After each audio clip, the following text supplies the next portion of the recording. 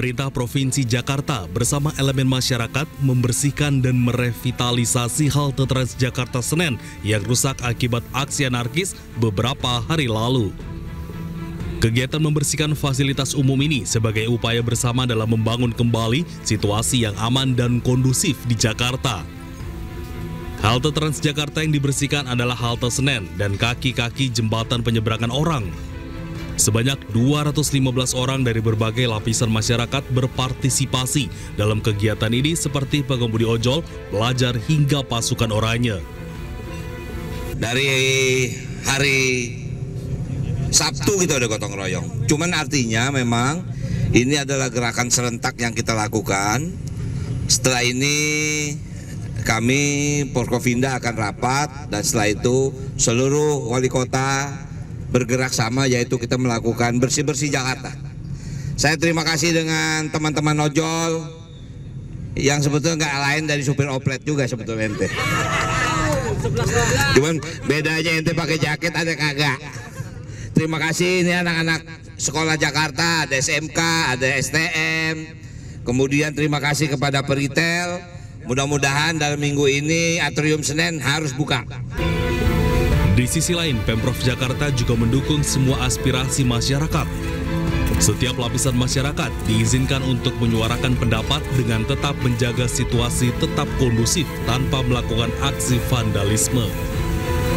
Dari Jakarta, Tim Liputan Ayus melaporkan. Sementara itu, Gubernur Jakarta Pramono Anung mengatakan total kerugian dari demonstrasi yang berujung kericuhan beberapa waktu yang lalu mencapai 55 miliar rupiah. Sejumlah infrastruktur yang rusak diantaranya halte, gerbang tol hingga CCTV. Per tanggal 1 September jam 5 pagi tadi pagi, seluruh rute layanan Trans Jabodetabek 14 koridor sudah berjalan dengan normal. Dan memang ada sedikit hambatan, tetapi kami yakin sekarang ini pasti sudah normal.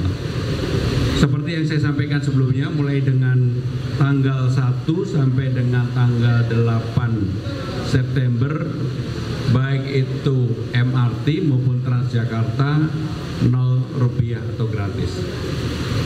Saudara-saudara sekalian, kemarin ada pertanyaan mengenai estimasi kerugian. MRT Jakarta, kerusakan infrastruktur untuk MRT sebesar 3,3 miliar MRT.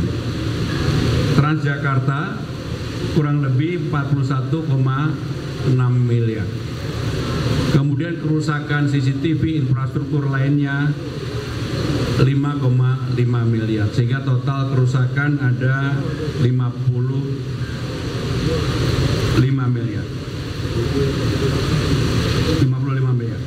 Selain itu, saudara-saudara sekalian, kita harus memberikan subsidi transportasi karena gratis tadi kurang lebih 18 miliar sampai dengan seminggu ini.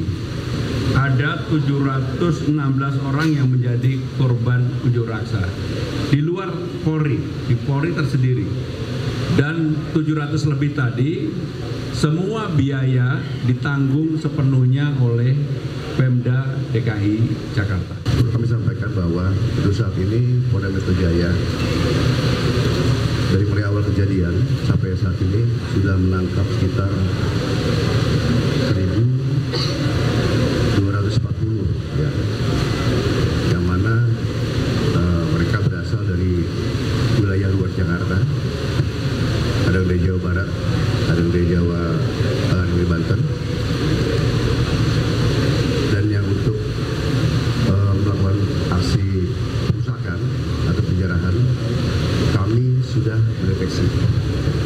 Sudah tinggal tunggu saja, ya, kita akan melakukan upaya tindakan tegas berupa penangkapan. Mohon doanya semuanya bisa berjalan dengan baik. Kalau untuk jumlah nanti akan disampaikan di kantor, karena itu teknis, karena tim kami masih bekerja. Dan mudah-mudahan ke depan situasi ini tetap kondusif. Ya, kami juga Bapak Pangdam sudah mendapat instruksi dari Bapak Presiden dan Bapak Kapolri dan Bapak Panglima TNI untuk menindak tegas segala aksi anarkis, ya, dan juga yang merusak fasilitas umum. Namun bagi yang menyampaikan pendapat di bawah unjuk rasa secara damai, itu itu adalah tidak masalah. Mudah-mudahan ke depan Kota Jakarta akan semakin aman, damai, dan sehat. Terima kasih. Presiden Prabowo Subianto menjenguk anggota polisi yang menjadi korban saat unjuk rasa beberapa waktu yang lalu.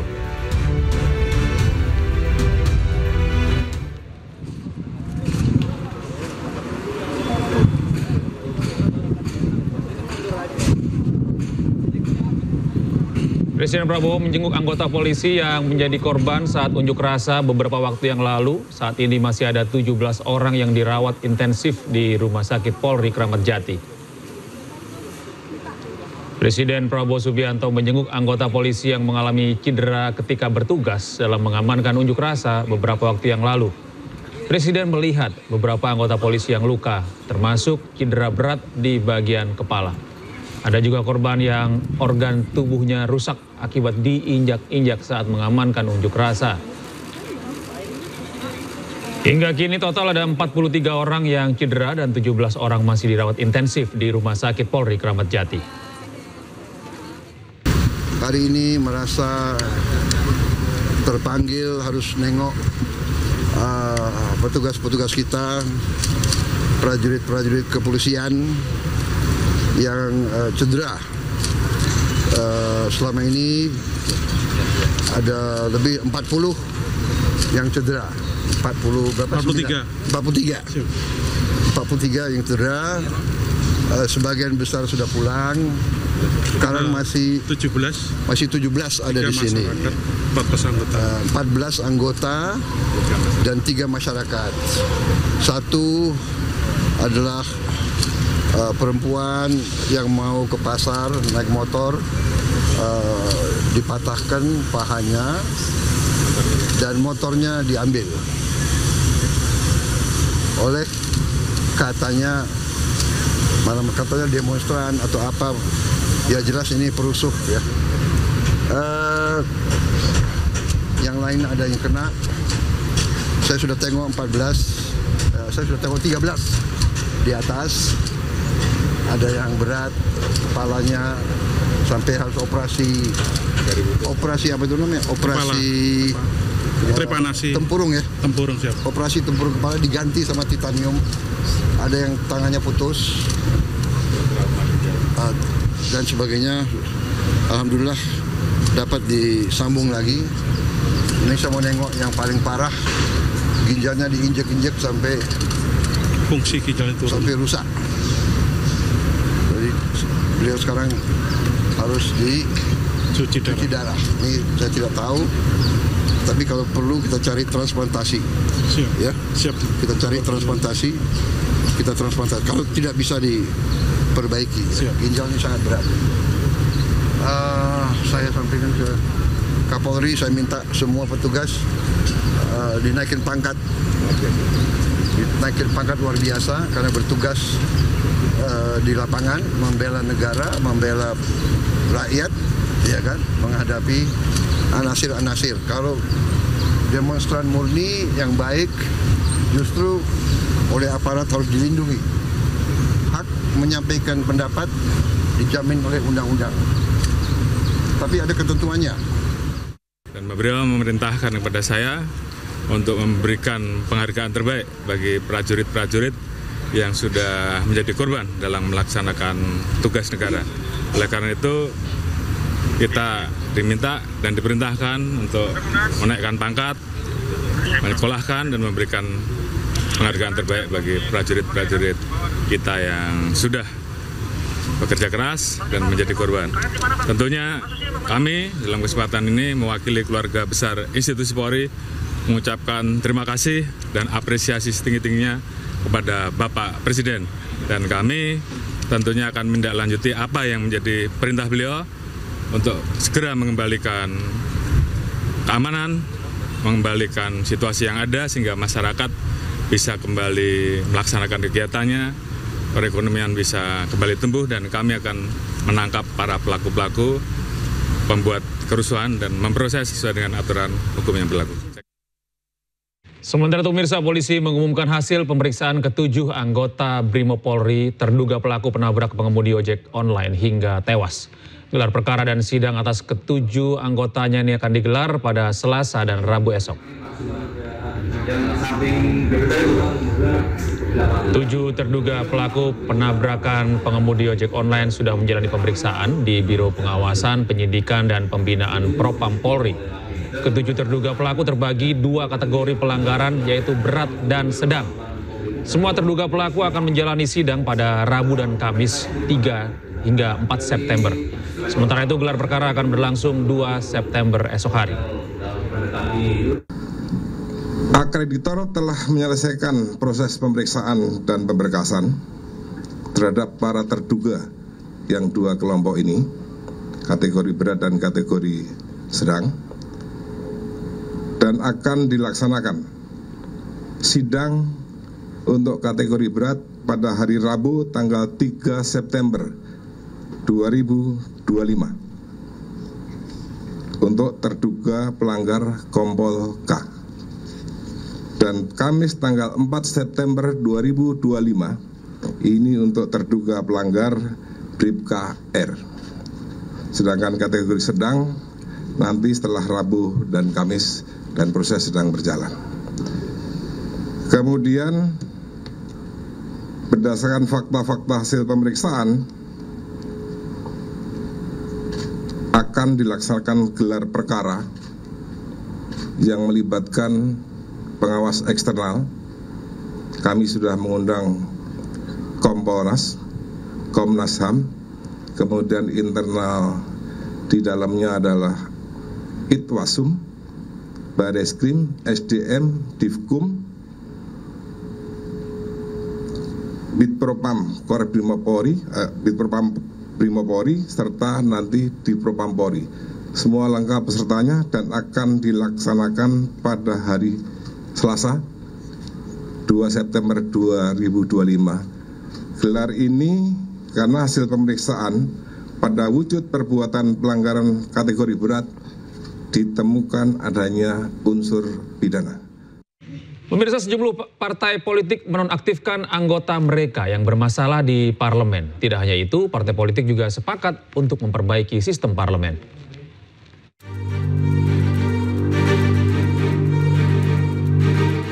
Nafa Urbach dan Ahmad Sahroni, anggota DPR RI dari fraksi Partai Nasdem, resmi dinonaktifkan per 1 September 2025.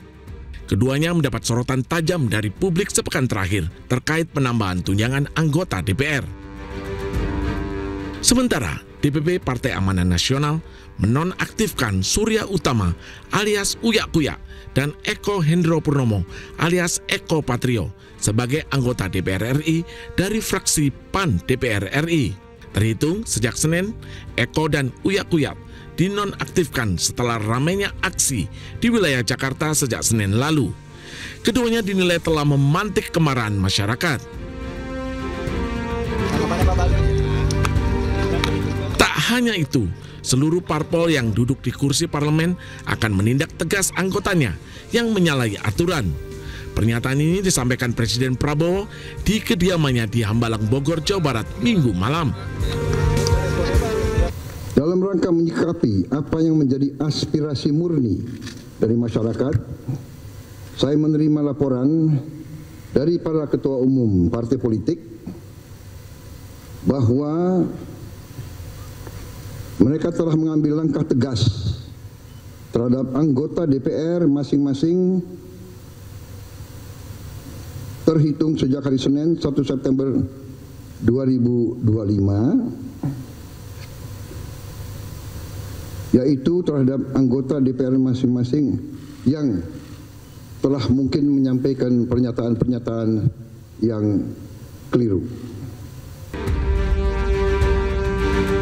Berdasarkan undang-undang dan peraturan DPR RI, proses pemecatan anggota DPR memiliki mekanisme sendiri. Pertama, partai politik menyampaikan pemberhentian anggota kepada pimpinan DPR RI. Nantinya, pimpinan DPR akan menyampaikan pemberhentian anggota kepada Presiden. Presiden pun akan meresmikan pemberhentian anggota DPR.